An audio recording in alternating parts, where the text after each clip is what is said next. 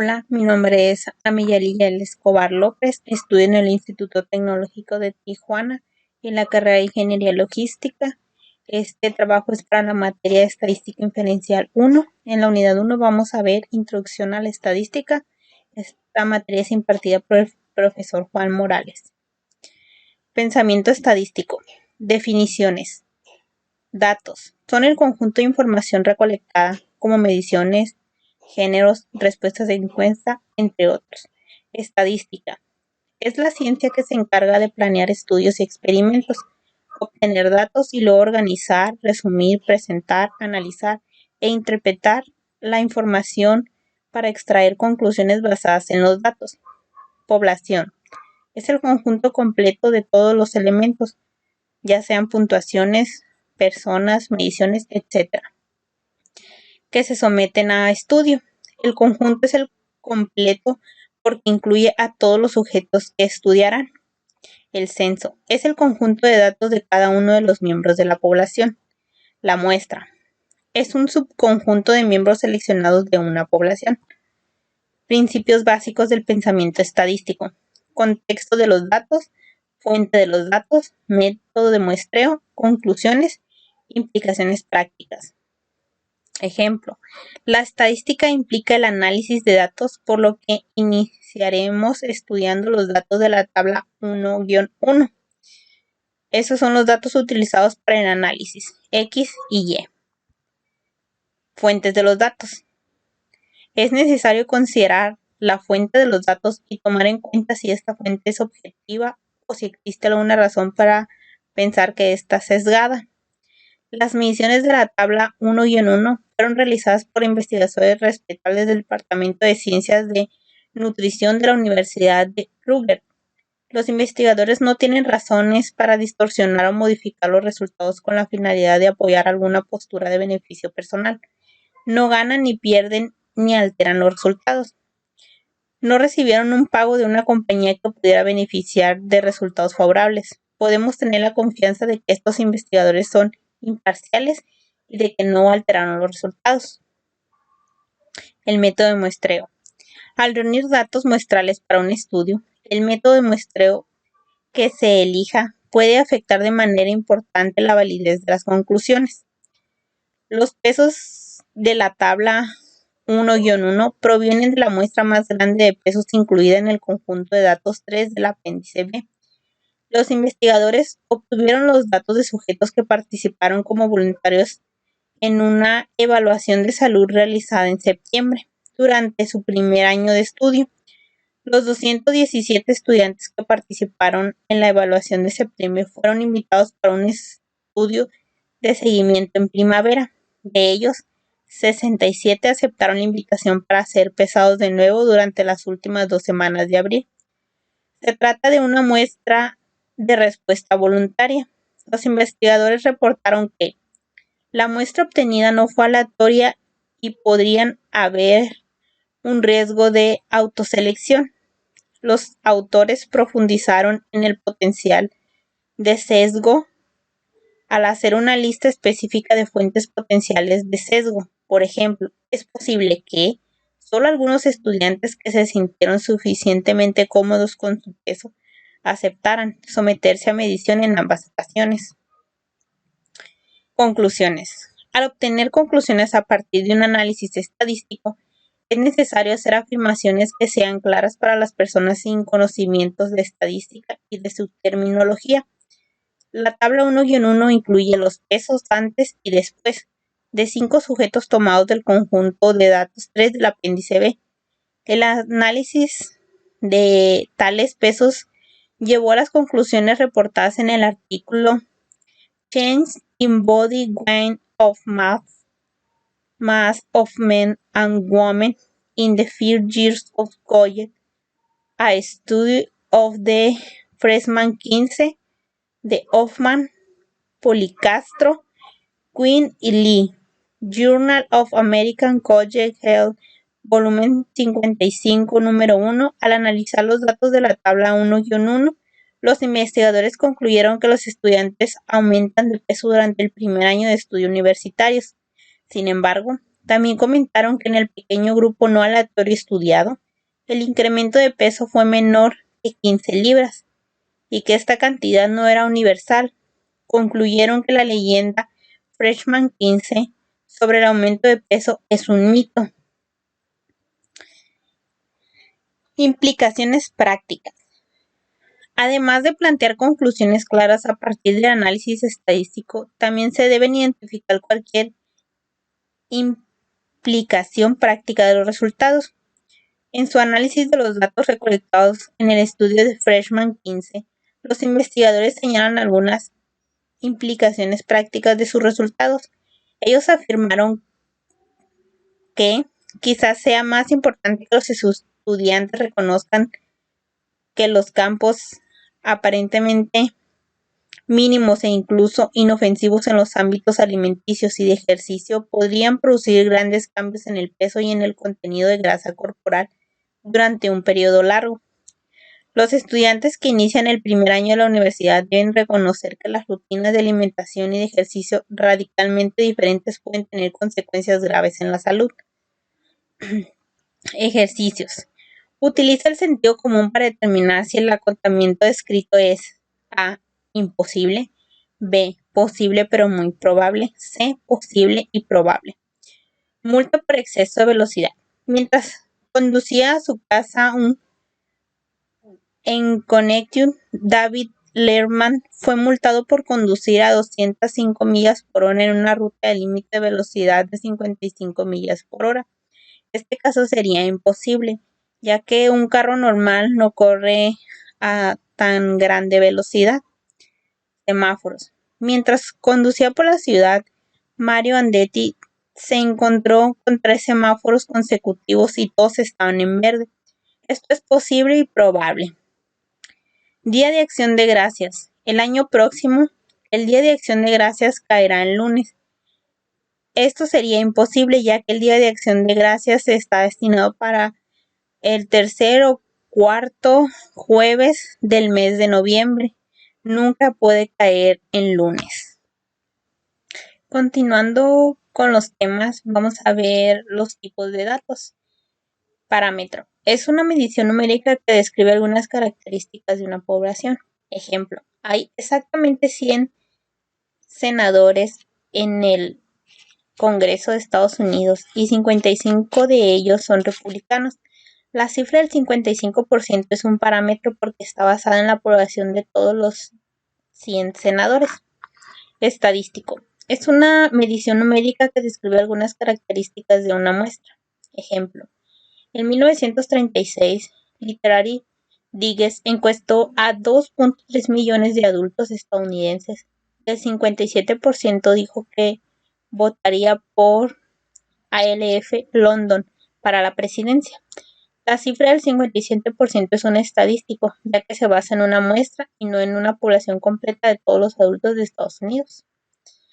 Los datos cuantitativos o numéricos consisten en datos numéricos que representan conteos o mediciones. Ejemplo, datos cuantitativos, las edades en años de los participantes en encuestas. Los datos categóricos o cualitativos o de atributo consisten en nombres o etiquetas que no son números y que, por lo tanto, no representan conteos ni mediciones. Ejemplos, datos categóricos, la afiliación a partidos políticos, demócrata, republicano, independiente, otro de los participantes en encuestas. 2. Datos categóricos. Los números 24, 28, 17, 54 y 31 se observan en las playeras del equipo de básquetbol de los Lakers de Los Ángeles. Estos números son sustitutos de los nombres, no cuentan ni miden algo, por lo que son datos categóricos. Los datos cuantitativos se describen con mayor detalle, distinguiendo entre los tipos discretos y continuos. Los datos discretos resultan cuando el número de valores posibles es un número finito o un número que puede contarse, es decir, el número de valores posibles es 0, 1, 2 y así sucesivamente. Ejemplo, el número de huevos que ponen las gallinas son datos discretos porque representan conteos. Los datos cuantitativos se describen con mayor detalle distinguiendo entre los tipos discreto y continuo. Los datos continuos numéricos resultan de un número infinito de posibles valores, que corresponden a alguna escala continua que cubre un rango de valores sin huecos, interrupciones o saltos. Ejemplo, las cantidades de leche que producen las vacas son datos continuos, porque son mediciones que pueden tomar cualquier valor dentro de un continuo durante un año. Una vaca produce una cantidad de leche que puede ser cualquier valor entre 0 y 7,000 litros. Es posible obtener 5,678,1234 litros, porque la vaca no está restringida a cantidades discretas de 0, 1, 2 y así sucesivamente hasta los 7,000 litros. Otra forma común de clasificar los datos consiste en usar 4 niveles de medición: nominal, ordinal, de intervalo y de razón. El nivel de medición nominal se caracteriza por datos que consisten exclusivamente en nombres, etiquetas o categorías. Los datos no se pueden acomodar en un esquema de orden, como del más bajo al más alto. Ejemplos: sí, no, indeciso. Respuesta de sí, no e indeciso en una encuesta, como en el problema del capítulo. Y 2, partido político. La afiliación política de los participantes en una encuesta: demócrata, republicano, independiente u otro. Los datos están en un nivel de medición ordinal, cuando pueden acomodarse en algún orden, aunque las diferencias entre los valores de los datos obtenidas por medio de una resta no pueden calcularse o carecen de significado. Por ejemplo, las calificaciones de un curso. Un profesor universitario asigna calificaciones de A, B, C, D o F. Tales calificaciones se pueden ordenar, aunque no es posible determinar diferencias entre ellas. Por ejemplo, sabemos que A es mayor que B, por lo que hay un orden, pero no podemos restar B de A, de manera que no es posible calcular la diferencia. El nivel de medición de intervalo se parece al nivel ordinal, pero con la propiedad adicional de que la diferencia entre dos valores de datos cualesquiera tienen un significado. Sin embargo, los datos en este nivel no tienen punto de partida cero natural inherente, donde la cantidad que está presente corresponde a nada. Por ejemplo, años. Los años 1492 y 1776. El tiempo no inició en el año cero, por lo que el año cero es arbitrario y no constituye un punto de partida cero natural que represente la ausencia de tiempo. Nivel de medición de razón. Es similar al nivel de intervalo, pero con la propiedad adicional de que si tiene un punto de partida cero natural, un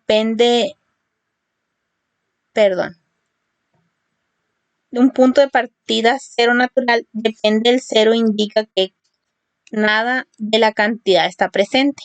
Para valores en este nivel, tanto diferencias como las razones tienen significado. Por ejemplo,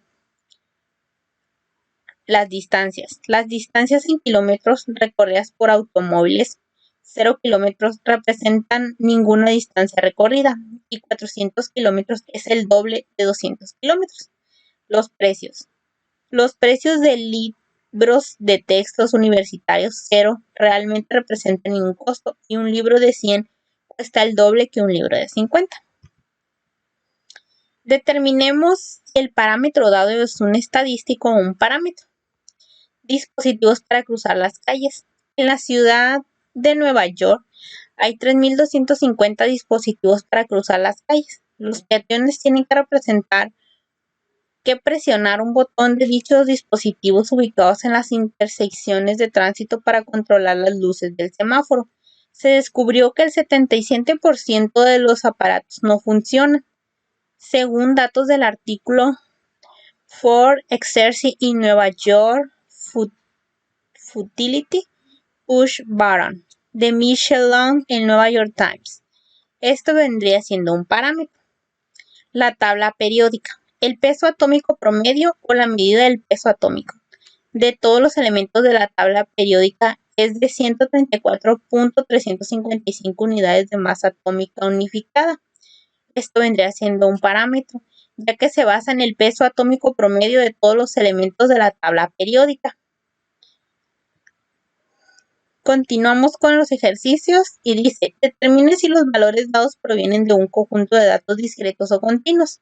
Presión sanguínea. Se elige a una mujer al azar y cuando se mide su presión sanguínea se obtiene una presión sistólica de 61 mm. Esto sería un dato continuo, porque su conjunto de posibles valores no es numerable, es decir, que se pueden presentar cantidades infinitas de valores.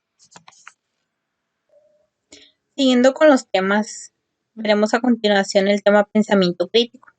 Una muestra de respuesta voluntaria o muestra autoseleccionada es aquella a la que los propios sujetos deciden incorporarse. Ejemplos: encuestas por internet, donde los sujetos deciden si responden o no. Encuestas por correo, donde los sujetos deciden si responden o no. Y encuestas telefónicas, donde anuncios televisivos, de radio o de periódicos piden al lector que llamen voluntariamente a un número en especial para registrar su opinión. Desventajas de una muestra de respuesta voluntaria. Con este tipo de muestras de respuestas voluntarias, solo se logran conclusiones válidas sobre el grupo de gente específico que decidió participar. Una práctica común consiste en afirmar o extraer conclusiones incorrectas acerca de una población más grande.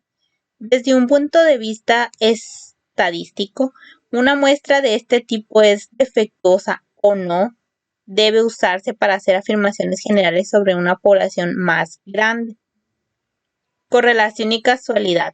Otra forma de malinterpretar datos estadísticos consiste en encontrar una asociación estadística entre dos variables y concluir que una de ellas causa o afecta directamente a la otra variable. Como mencionamos, es posible que parezca que dos variables como el tabaquismo y la frecuencia del pulso estén relacionadas. Esta relación se denomina correlación. Sin embargo, incluso si descubrimos que el número de cigarrillos se relacionan con una frecuencia del pulso, no podríamos concluir de una variable causó la otra. En específico, una correlación no implica casualidad. Resultados reportados. Cuando se recaban datos de personas, es mejor tomar las medidas en lugar de pedir a los sujetos que reporten resultados. Si se pregunta a la gente cuál es su peso, es muy probable que proporcionen su peso deseado y no su peso real. Si usted realmente desea obtener datos de peso exactos, es mejor utilizar una báscula y pesar a los individuos.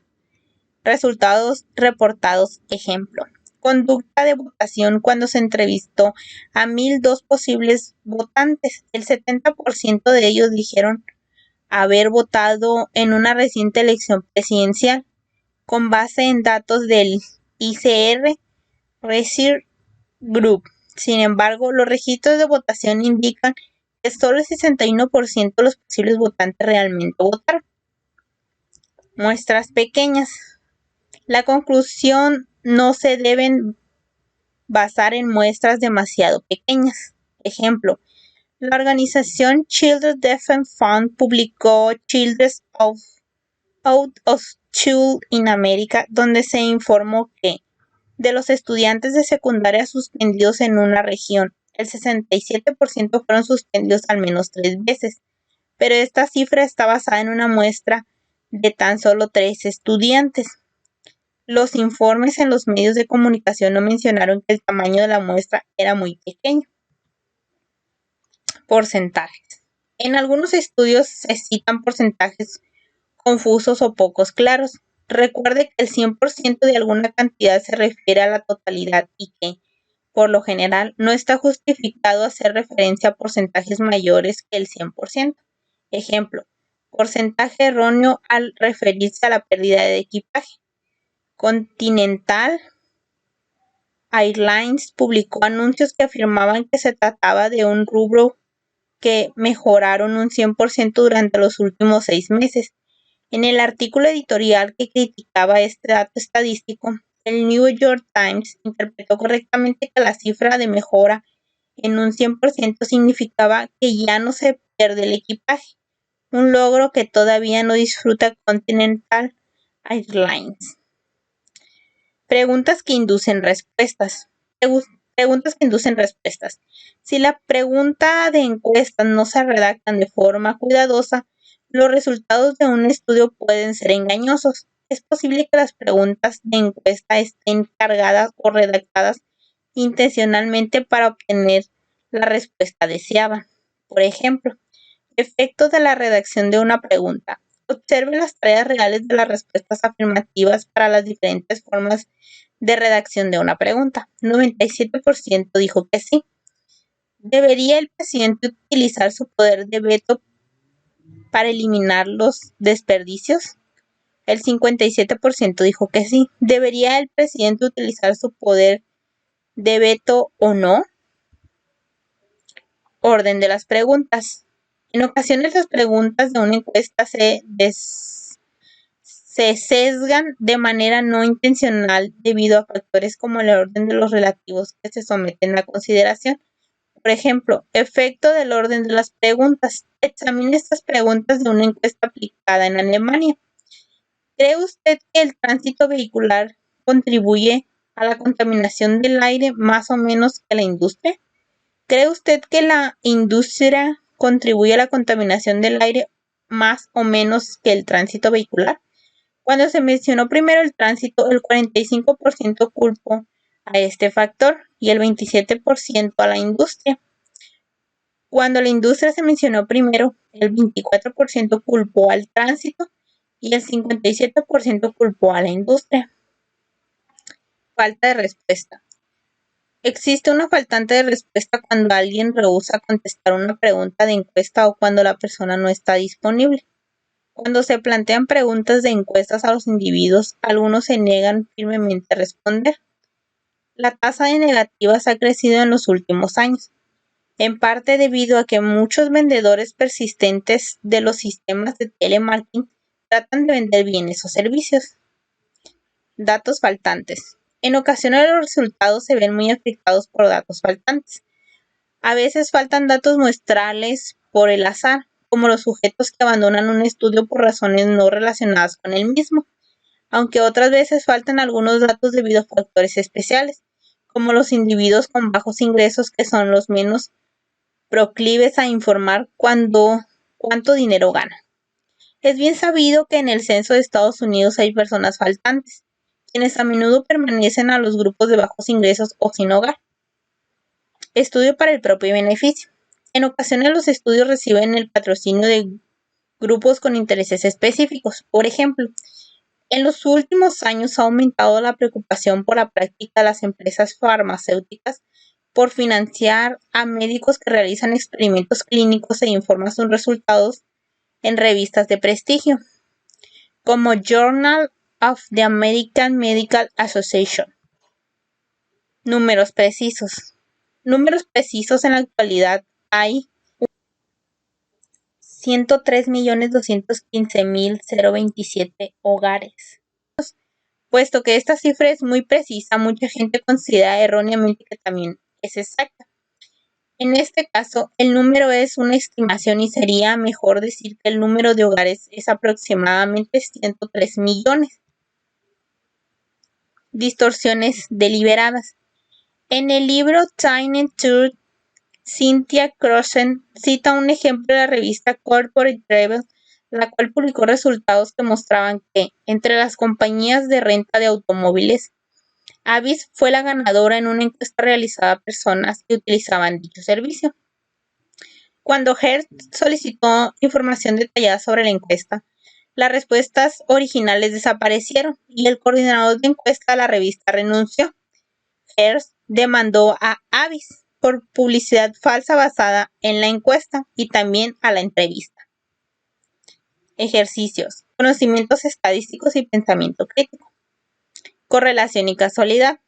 Con el uso de datos del FBI y la Oficina del Alcohol, Tabaco y Armas de Fuego, métodos estadísticos demostraron que para los diferentes estados de Estados Unidos existe una correlación o asociación entre el número de armas automáticas registradas y la tasa de homicidios.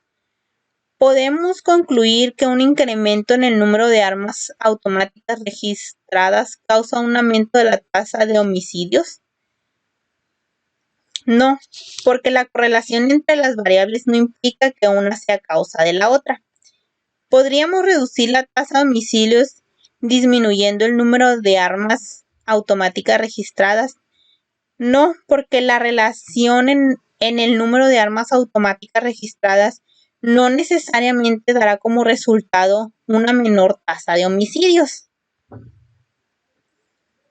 Pregunta sesgada. En el caso judicial de Estados Unidos contra la ciudad de Chicago, un grupo minoritario falló en el examen para ocupar el cargo de capitán de bomberos en una tasa mucho más alta que el grupo mayoritario. Conclusión. El examen está sesgado y provoca que los miembros del grupo minoritario tengan una tasa de falla mucho más elevada. Cascos para motociclistas. El Senado del Estado de Hawái celebró una audiencia para considerar una ley que obliga a los motociclistas a usar cascos. Algunos motociclistas testificaron que habían participado en choques donde los cascos resultaron inútiles. ¿Qué grupo importante no fue capaz de testificar? El grupo con mayor importancia que no fue capaz de testificar fueron los motociclistas que murieron. Continuando con los temas, veremos el tema recolección de datos muestrales. Fundamentos de la recolección de datos. Los métodos estadísticos se rigen por los datos recabados. Por lo regular, obtenemos datos de dos fuentes distintas: los estudios observacionales y los experimentos. En un estudio observacional, vemos y medimos características específicas, pero no intentamos modificar a los sujetos que estamos estudiando. En un experimento, aplicamos algunos tratamientos y luego procedemos a observar sus efectos sobre los sujetos. En los experimentos, los sujetos se denominan unidades experimentales. Ejemplos de estudios observacional y experimento. El estudio observacional. Un buen ejemplo de un estudio observacional es aquel en el que se encuesta a los individuos, pero sin aplicarles ningún tratamiento. La encuesta de Literary Digest, en la que se preguntó a los participantes por quién votarían en la elección presidencial, es un estudio observacional. Se interrogó a los individuos en relación con sus preferencias electorales, pero no se les aplicó ningún tipo de tratamiento. Experimento. En el experimento de salud pública más grande que se haya realizado, un grupo de 200.745 niños recibieron un tratamiento que consistía en la vacuna de sal, mientras que un grupo de 201.229 niños recibieron un placebo. Las inyecciones de la vacuna de sal constituyen un tratamiento que modificó a los sujetos, por lo que se trata de un ejemplo de un experimento. Tipos de muestreo. Una muestra aleatoria simple de n sujetos se relaciona de manera que cada posible muestra del mismo tamaño n tenga la misma posibilidad de ser elegida. En una muestra aleatoria, los miembros de la población se seleccionan de forma que cada miembro individual tenga la misma posibilidad de ser elegido. Y una muestra probabilística implica seleccionar a miembros de una población de forma que cada miembro tenga una posibilidad conocida, aunque no necesariamente la misma, de ser elegido. Ejemplo: muestreo de senadores. Cada uno de los 50 estados de Estados Unidos envía 2 senadores al Congreso, de manera que haya exactamente 100 senadores.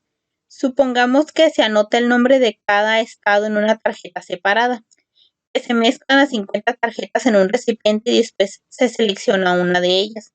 Si consideramos que los 2 senadores del estado seleccionados contribuyen una muestra, el resultado es una muestra aleatoria simple o una muestra probabilística.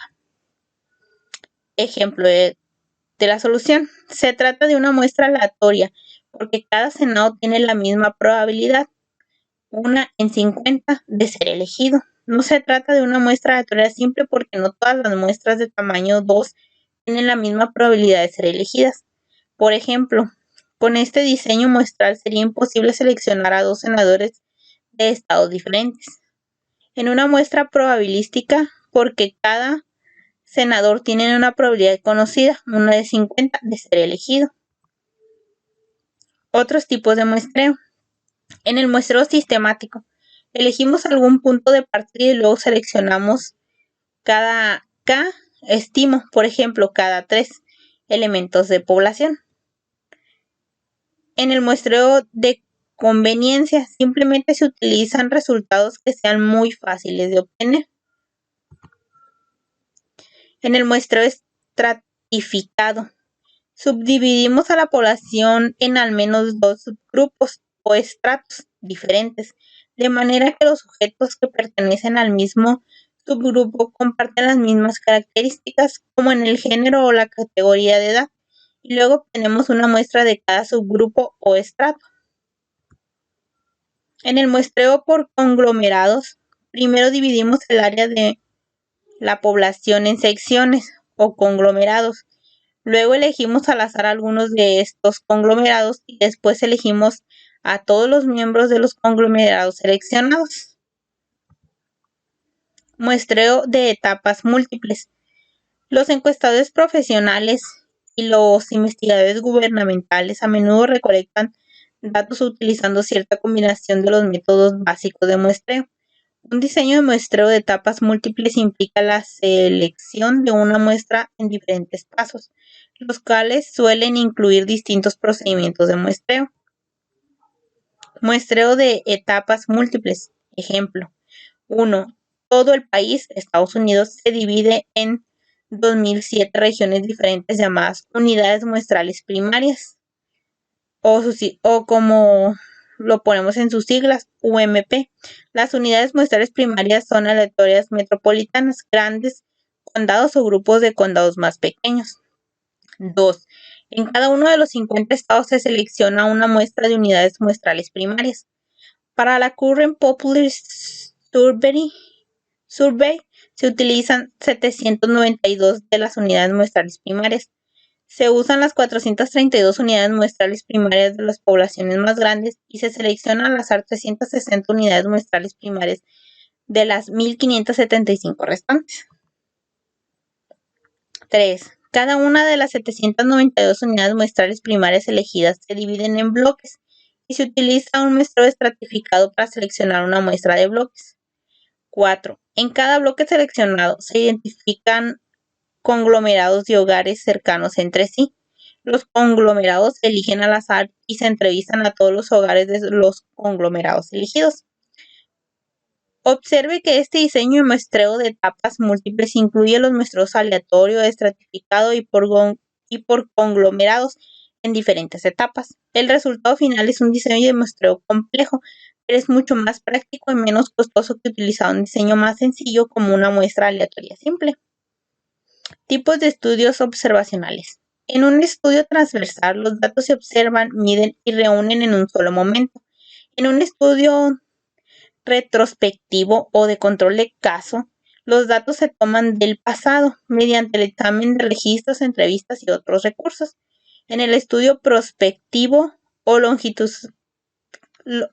longitudinal o de cohorte, los datos se reúnen en el futuro y se toman de grupos llamados cohortes que comparten factores comunes.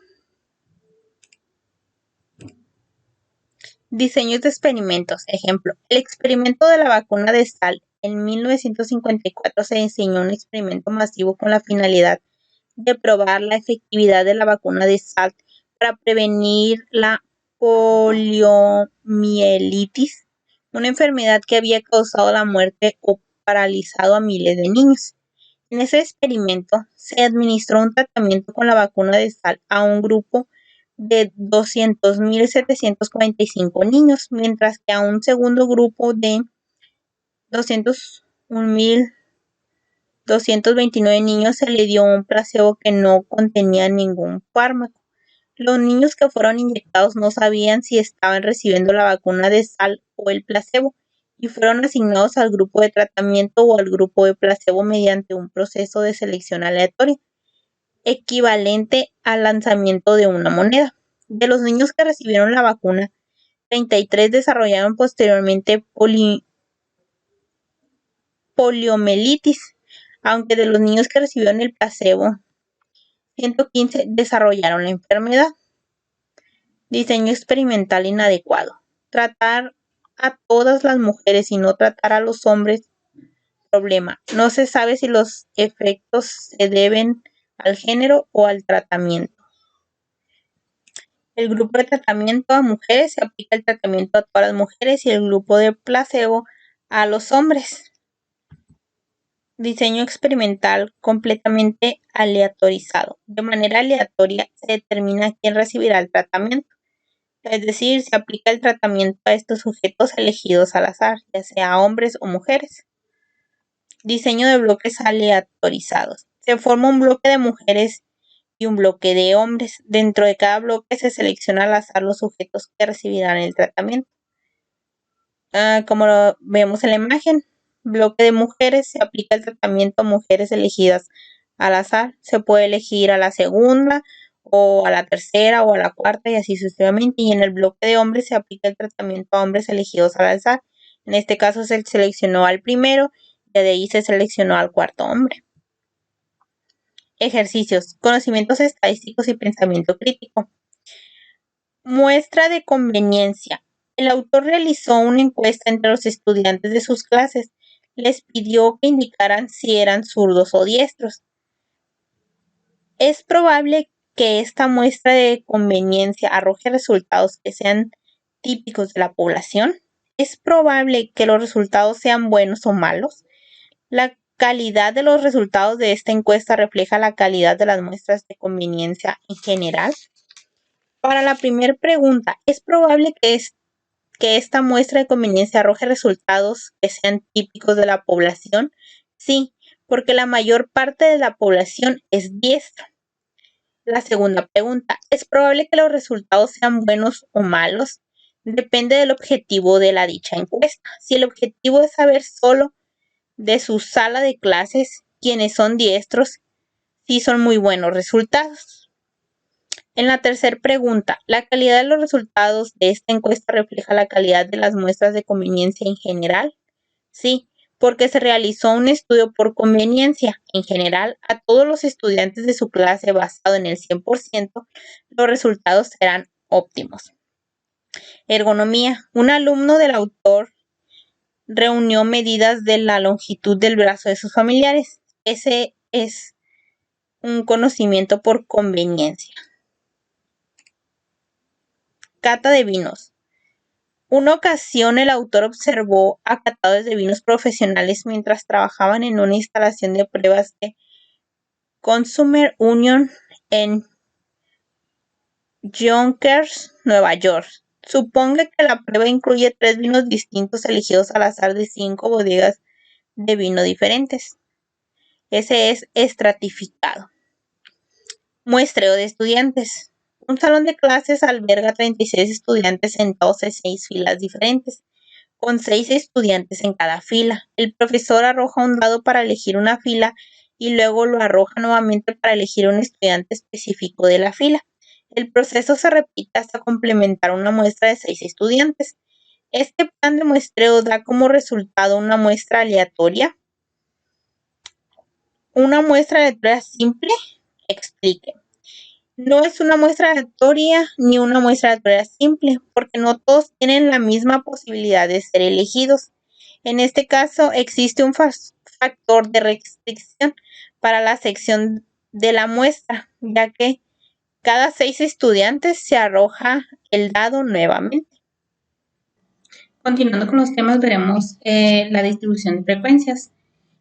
Una distribución de frecuencias o tabla de frecuencias indica cómo un conjunto de datos se divide en varias categorías o clases. Al listar todas las categorías junto con el número de valores de los datos que hay en cada una. Los límites inferiores de las clases son las cifras más pequeñas que pueden pertenecer a las diferentes clases. Los límites superiores de la clase son las cifras más grandes que pueden pertenecer a las diferentes clases. Y las fronteras de clases Son las cifras que se utilizan para separar las clases, pero sin los espacios creados por los límites de clases. Las marcas de clase son los puntos medios de las clases y la anchura de clase es la diferencia entre dos límites inferiores de clase consecutivos o dos fronteras inferiores de clase consecutivas en una distribución de frecuencias. En una distribución de frecuencias relativa, la frecuencia de una clase se sustituye con una frecuencia relativa, una proporción o una frecuencia porcentual, que viene siendo un porcentaje. Y aquí veremos, aquí está la fórmula, que es frecuencia de clase sobre la suma de todas las frecuencias multiplicado por 100. A continuación vamos a ver un ejercicio que son radiaciones en dientes de leche. Y el ejercicio dice así: a continuación se presenta una lista con las cantidades de estróncito en milibecquereles que hay en una muestra aleatoria simple de dientes de leche.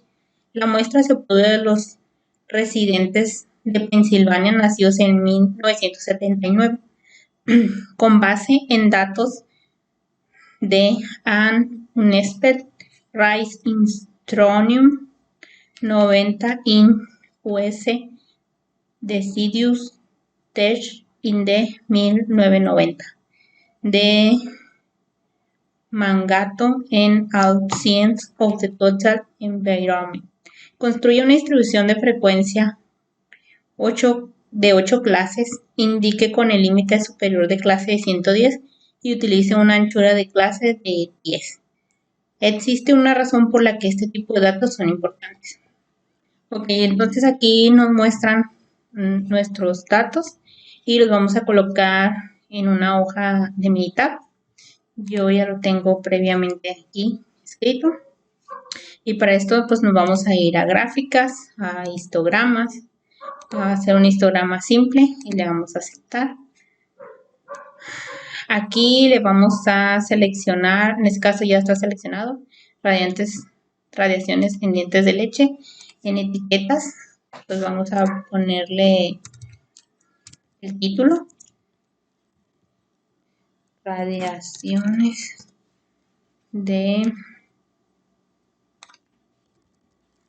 en dientes de leche. Y le damos a aceptar. En escala nos vamos a ir a tipo de escala y le vamos a poner frecuencia. Y le damos a aceptar y aceptar. Entonces aquí nos arroja el histograma y nos da 1, 2, 3, 4, 5, 6, 7, 8, 9 intervalos. Entonces para ello nos vamos a ir aquí, vamos a seleccionar aquí, le damos doble clic.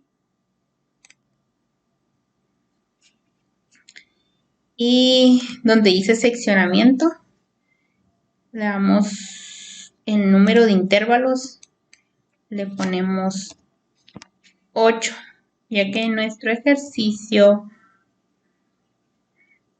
nos indica una distribución fija con 8 clases. Ese sería nuestros intervalos. Y le damos a aceptar. Como vemos aquí ya nos los pone como 8 intervalos. Queremos saber son los datos de arriba, entonces le damos, seleccionamos, damos clic izquierdo, clic derecho, perdón, sumar, etiquetas de datos y le damos usar etiquetas de valor y le damos a aceptar. Como ven, aquí nos va a mostrar los datos y si nosotros sumamos todos estos datos, los de la parte de arriba, nos da los 40 datos en total de las radiaciones de leche y nos muestra la frecuencia de dónde a dónde. Si ponemos nosotros el cursor aquí, nos debe de salir de donde a 12. Dice que la clase es de 110 a 120. Si la seleccionamos aquí es de 120 a 130, aquí de 130 a 140. En este intervalo es de 140 a 150 y así sucesivamente hasta llegar de 180 a 181, donde nos dice que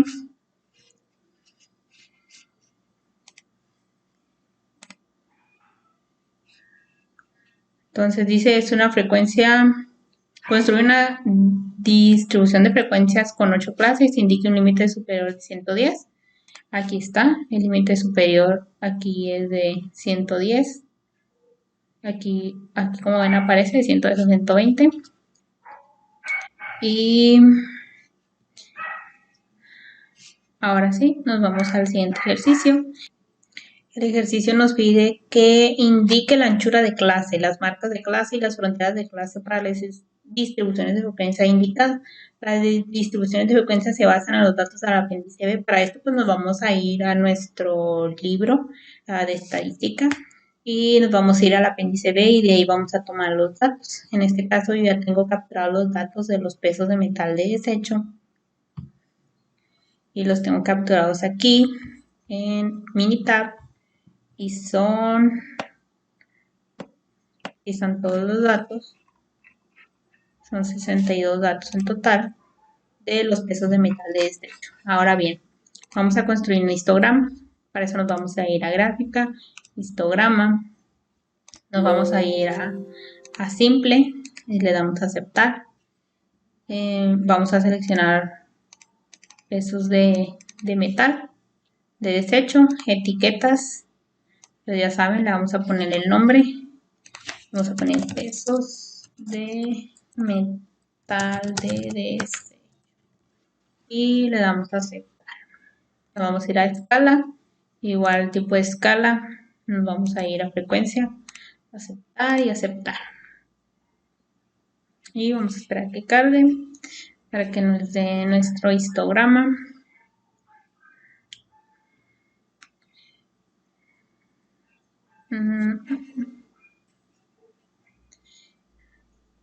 Como vemos aquí nos muestra nuestro histograma y nos da 1, 2, 3, 4, 6, 7, 8, 9, 10 intervalos. Igual aquí no nos dice tanto cuántos intervalos debe de ser, pero lo vamos a poner a 5.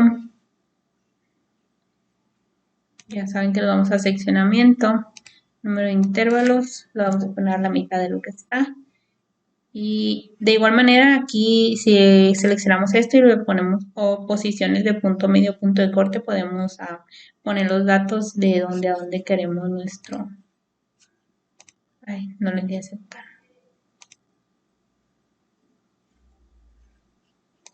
Vamos de nuevo a ir a suma, etiquetas de datos, usar etiquetas de valor para que nos dé nuestros datos.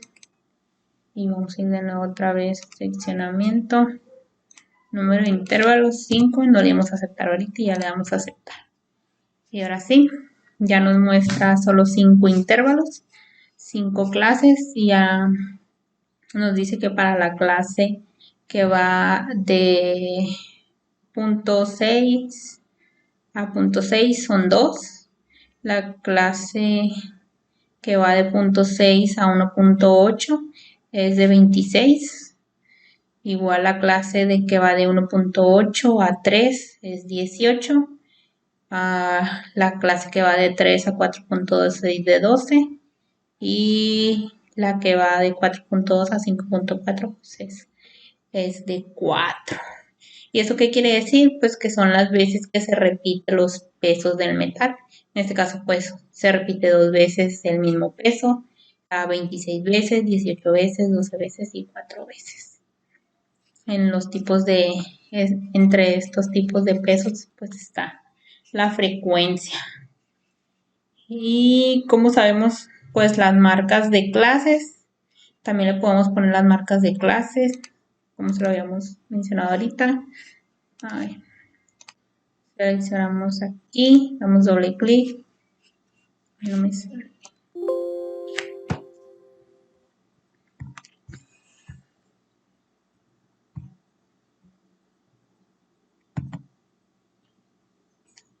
No. Vamos a la opción de editar barras. Queremos que nos salga la otra pantalla, pero ahorita... Ah, sí, ahí está. Ahora sí damos selección aquí, seccionamiento. Y aquí podemos poner las posiciones de punto medio, que serían en sí las marcas de clase. Y aquí vamos a poner punto 0495 espacio 1.495. Dejamos un espacio entre cada marca de clase.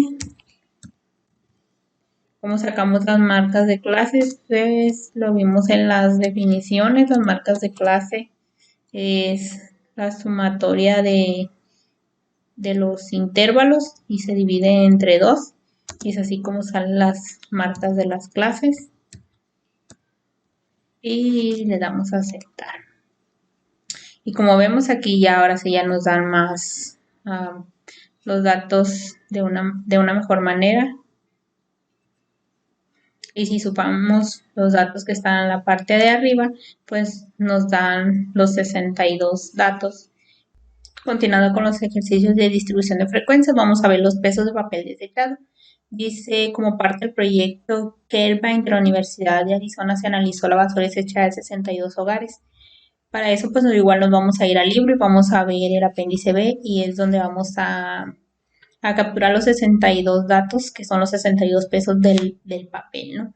Y se inicie con una límite inferior de clase de 1 libra y utilice una anchura de clase de 4 libras.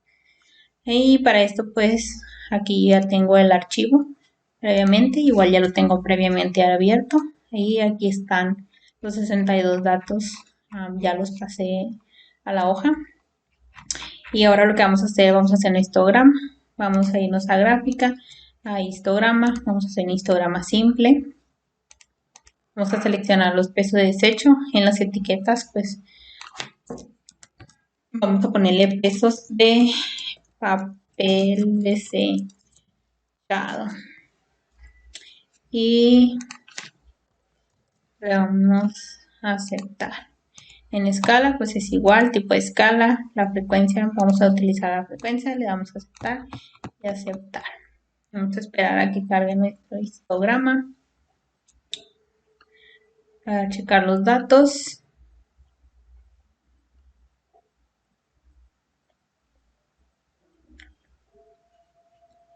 Y aquí está. Ok, lo vamos a hacer en grande. Y nos marcan 8 intervalos. En este caso lo vamos a cambiarlo. Le damos clic aquí, seccionamiento, número de intervalos, le vamos a poner 5, le vamos a aceptar. De igual manera vamos a ponerle los datos en la parte de arriba. Ya sabemos que vamos a donde dice sumas, etiquetas de datos y usar etiquetas de valor para que nos dé los valores. Y ya saben que si los sumamos pues nos da los 62 valores que habíamos capturado. Ahora bien, vamos a ir con nuestro último ejercicio que nos dice grupos sanguíneos. A continuación se presenta una lista de los grupos sanguíneos O, A, B y AB de donadores de sangre elegidos al azar con base a los datos del Great New York Blood Program. Dice, construir una tabla de datos, una tabla donde resuma la distribución de frecuencias de estos grupos sanguíneos. Lo vamos a hacer en Minitab, pues mucho más sencillo. Vamos a capturar los datos en Minitab. Yo ya los tengo previamente en la gráfica de barras. Y nos vamos a ir a una gráfica simple. ¿Por qué no usamos el histograma? Porque el histograma nos da valores y en este caso pues son letras. Nos manejamos por letras. Entonces para ello vamos a utilizar la gráfica de barras. La vamos a dar simple, la vamos a aceptar. Y vamos a seleccionar grupos sanguíneos, ya lo tenemos seleccionado. En escala no le vamos a mover nada y ya nada más le damos a aceptar. Esperamos a que cargue nuestra gráfica. Es lo que queremos saber.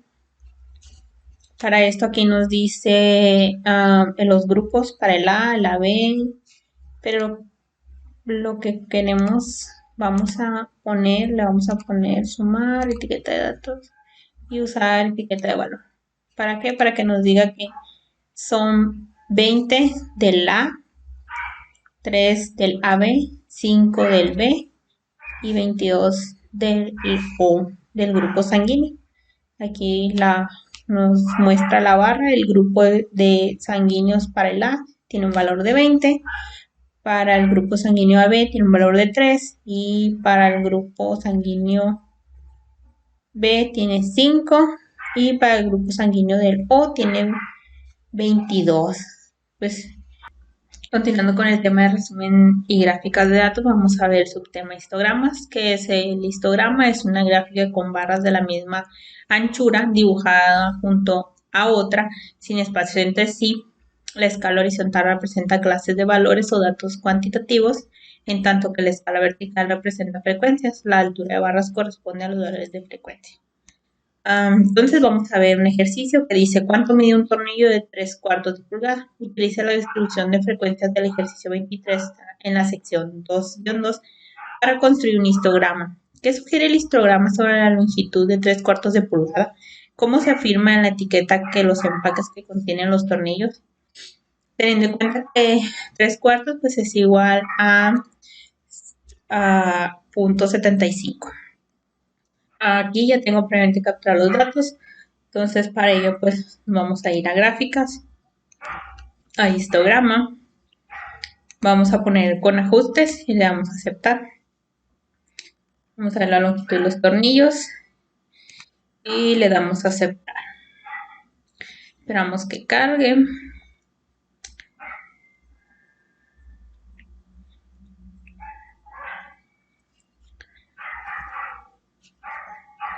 Y aquí vemos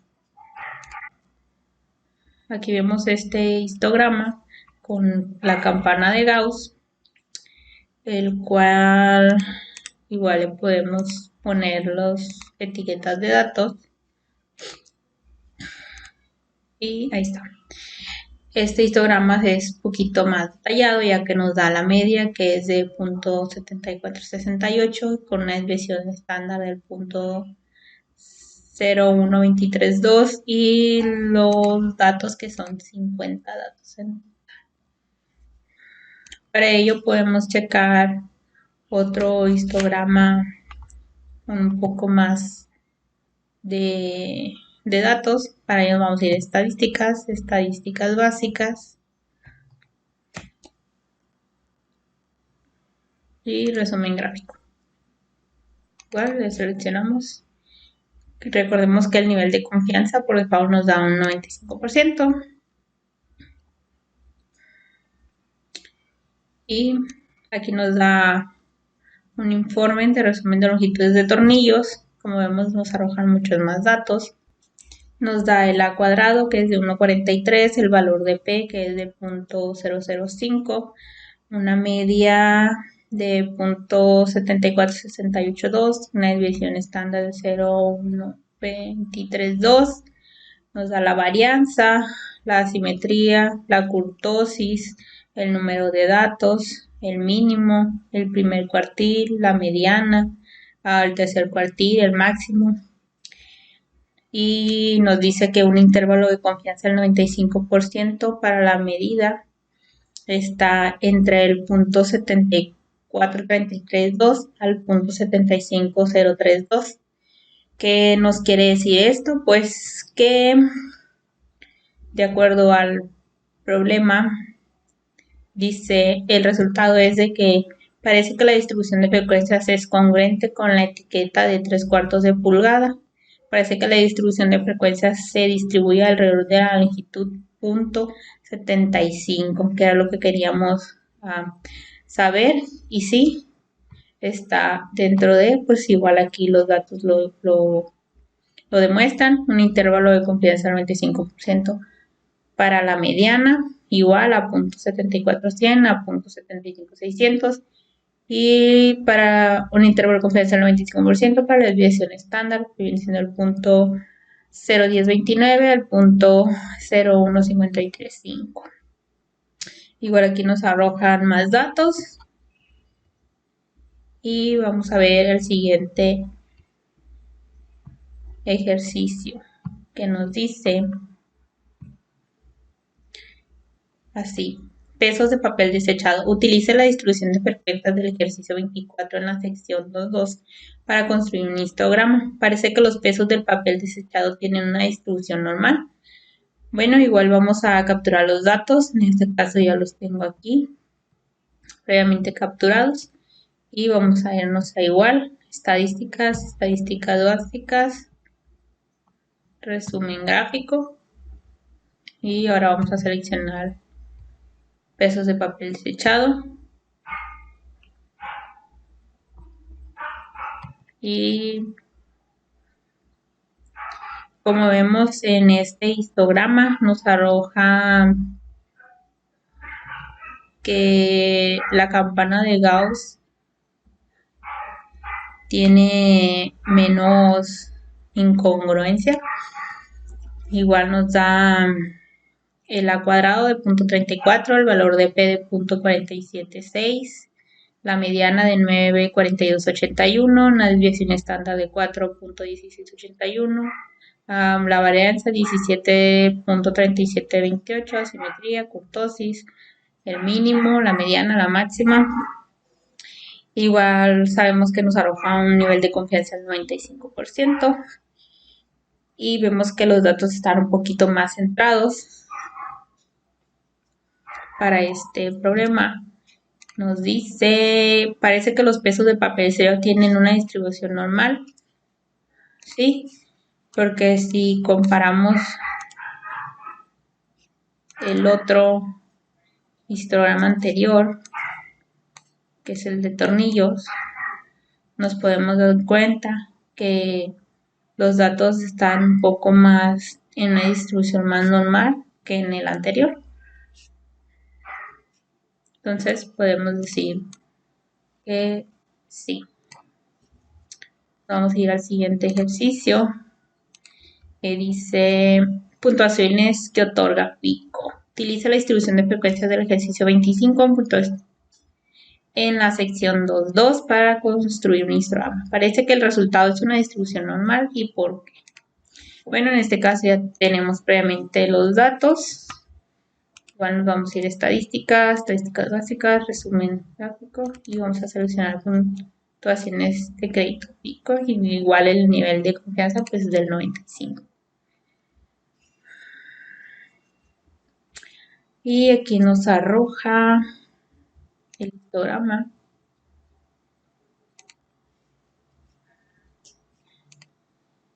Igual aquí le podemos cambiar.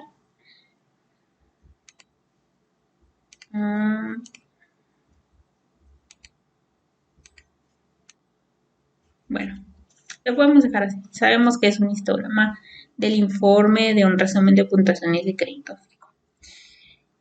Aquí nos arrojan 1, 2, 3, 4,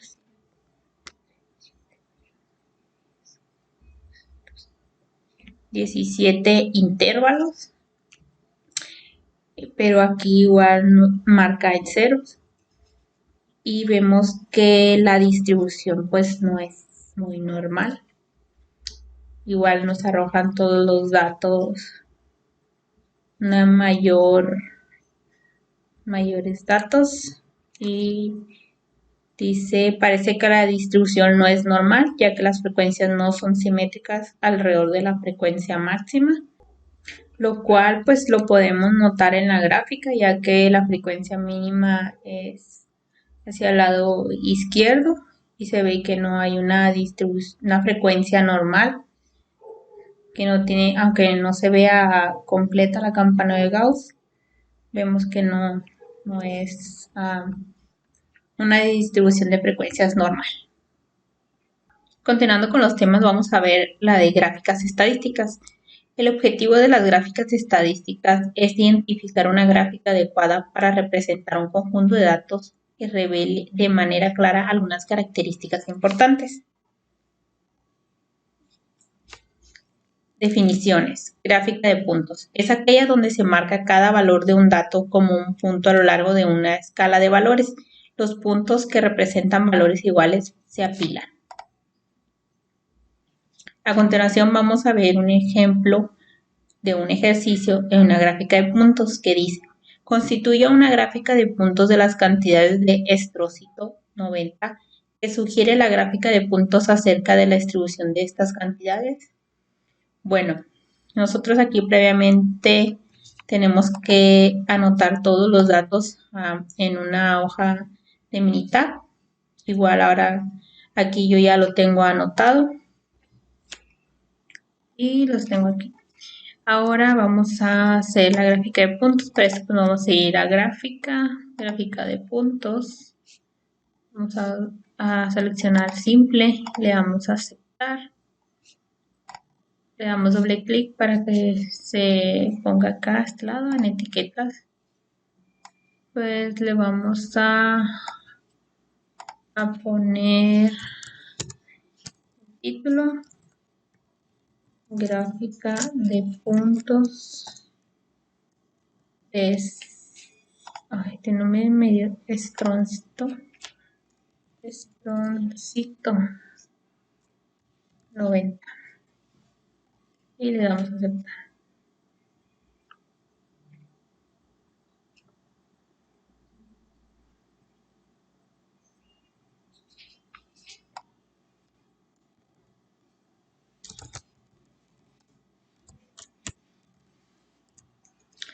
Entonces aquí podemos ver la gráfica de puntos. Si nos vamos a cada punto, nos dice que este dato está entre la clase 113.5 a la 114.5 y que se encuentra en la fila 25. Este dato está entre el 115.5 al 116.5 y está en la fila 22 y así sucesivamente con todos los datos. Y si sumamos todos los puntos, pues nos dan todos los datos que están aquí previamente capturados, que son 40 datos, ¿no? Y de igual manera nos marcan intervalos de 10 en 10 y son 9. Son 8 intervalos, perdón. Y así es como, entonces, en el ejercicio dice: ¿qué sugiere la gráfica de puntos acerca de la distribución de estas cantidades? La gráfica de puntos sugiere que las cantidades tienen una distribución aproximadamente normal y se distribuyen alrededor de 150 milibecquereles. Y si nos damos cuenta, pues está igual. Es una gráfica igual a la que está aquí, que es la respuesta, solo que aquí marca del 110 al 190 y en esta lo desglosa del 120 al 190, pero es lo mismo. A continuación vamos a ir con otro ejercicio. Ahora vamos a continuar con los polígonos de frecuencias. En las definiciones, un polígono de frecuencia es un tipo de gráfica estadística que utiliza las marcas de clase, utiliza segmentos lineales conectados a puntos que se localizan directamente por encima de los valores de las marcas de clase. El polígono de frecuencia se construye a partir de una distribución de frecuencia. Ahora vamos a ver un ejemplo. Dice el ejercicio: construya un polígono de frecuencias para las cantidades de estróncito 90. En el eje horizontal, use los valores de marcas de clases de los intervalos de la clase de la distribución de frecuencias incluidas en el ejercicio 18, la sección 2.2. Y nos da los datos, así como los 40 datos de los estroncitos 90. Yo ya los tengo previamente capturados y creamos una tabla con la distribución de esta frecuencia, las marcas de clases y las frecuencias. Entonces, para esto nos vamos a ir a gráficas, vamos a utilizar una gráfica de barras. En la gráfica representada vamos a poner valores de una tabla, que son los que nosotros ya tenemos previamente aquí, y vamos a a seleccionar la simple y le damos a aceptar. Aquí, para la variable de gráficas va a ir frecuencias y en la variable categórica van las marcas de clase. Aquí en etiquetas, pues le vamos a poner que es una gráfica de polígonos frecuentes. Y le damos a aceptar, aceptar.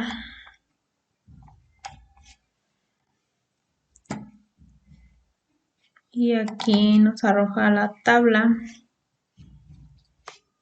que es la gráfica de polígonos de frecuencia. Y aquí nos dice que la marca de clase es de la 114.5 son 2, hasta la 124.5 igual son 2, a la 134.5 son 5 y así sucesivamente con los 40 datos. Vamos a continuar con la gráfica de Pareto. La definición. Una gráfica de Pareto es una gráfica de barras para datos cualitativos, donde las barras se acomodan en orden descendente de acuerdo a las frecuencias. Las escalas verticales de las gráficas de Pareto representan tanto frecuencias como frecuencias relativas. La escala horizontal identifica las diferentes categorías de datos cualitativos y la altura de las barras disminuye de izquierda a derecha. Ahora veamos un ejercicio. En la tabla 2.9, basada en los datos del US National Center for Education Statistics, se muestra la distribución de matrículas de estudiantes de licenciatura. Construye una gráfica de Pareto con los datos de esta tabla. Aquí tenemos la tabla, nos dice que en la universidad y las frecuencias relativas. Para la universidad pública de 2 años tiene una frecuencia relativa de 36.8%, para la pública de 4 años un 40%, para la privada de 2 años un 1.6% y para la privada de 4 años 21.9%. Y en base a estos datos vamos a construir una gráfica de Pareto. Para eso nos vamos a ir a Minitab. Yo aquí ya tengo previamente capturados los datos y nos vamos a ir a estadísticas, gráficas con herramientas de calidad, y diagrama de Pareto. Aquí normalmente pues va a venir sin seleccionado, pero como ya lo habíamos hecho, entonces aquí en datos, defectos o datos de atributos sería universidad y frecuencia, que son las frecuencias. Aquí en opciones le podemos poner el título y le vamos a poner gráfica de Pareto. Y le damos a aceptar y aceptar. Esperamos a que cargue. Y la hacemos más grande. Ok. Aquí pues está la gráfica de Paretos. Aquí nos muestra a 2 años y a 4 años en la frecuencia de 61.9 con el porcentaje de 61.4 y el porcentaje acumulado de 61.7 y a 2 años con una frecuencia de 38.4, un porcentaje de 38.3 y un porcentaje acumulado del 100%. Igual aquí en la barra nos da el valor de 61.9 y en la de acá es de 38.4, al igual que viene la línea acumulada de menor a mayor y nos dice que es de 61.9 a 100.3. Continuamos con el último tema, que es pensamiento crítico, gráficas inadecuadas. La ética de la estadística. Suponga que como reportero de un periódico, usted debe graficar datos que muestren que un alto nivel de tabaquismo causa un mayor riesgo de cáncer pulmonar, puesto que se podría ayudar a la gente y salvar vidas al crear una gráfica que exagere el riesgo de cáncer pulmonar. ¿Sería ético construir una gráfica de ese tipo? La respuesta sería no. La gráfica se debe crear de forma que sea justa y objetiva. Se debe permitir que los lectores juzguen la información en lugar de ser manipulados por una gráfica confusa. Gráfica de salarios de profesores. Observe la gráfica donde se comparan los salarios que reciben profesores de uno y otro sexo en universidades privadas, con base en los datos del Departamento de Educación de Estados Unidos. ¿Qué impresión crea la gráfica? Describe los datos de forma imparcial. ¿Qué impresión crea la gráfica? Pues al momento de cuando tú la veas, crea la impresión de que los salarios promedio de profesores en universidades privadas es mucho más alto que el de mujeres. ¿Describe los datos de forma imparcial?